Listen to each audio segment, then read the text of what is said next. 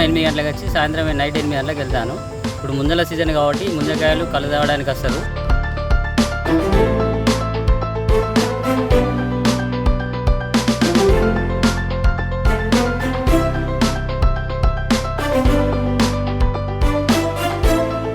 పోయిన సంవత్సరం ఏంటంటే షాంపిల్గా ఒకటి చెక్ చేశాను.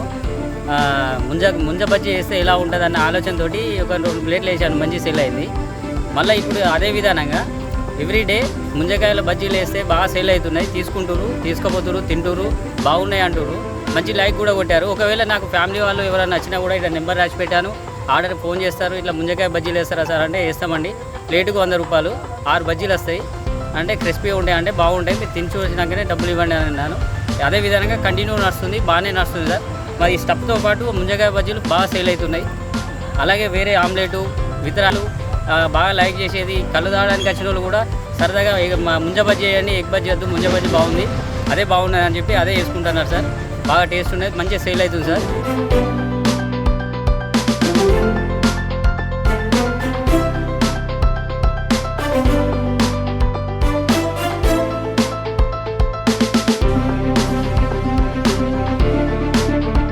ముంజకాయలు తిందామని చెప్పేసి ఎర్లీ మార్నింగ్ వచ్చేసిన తర్వాత ముంజకాయలు కోస్తూ ఉన్నాడు మా గౌడు. అంటే ముంజకాయలు కోస్తూ ఉంటే ఇక్కడ కొంచెం బజ్జీలు చేసే వాసన మంచిగా కమ్మగా వచ్చింది.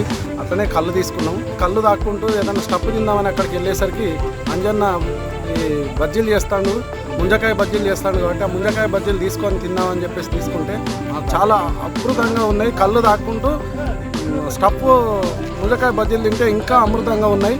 ఎండాకాలం కాబట్టి చాలా సలువ ముంజకాయలు తింటే. ముంజకాయలతో పాటు ఇప్పుడు ముంజకాయ బజ్జీలు తింటే ఇంకా చాలా బాగుంది. అన్న చాలా బాగా చేశాడు. ఎండాకాలం తిన మంచిగా చల్లగా ఉన్నాయి.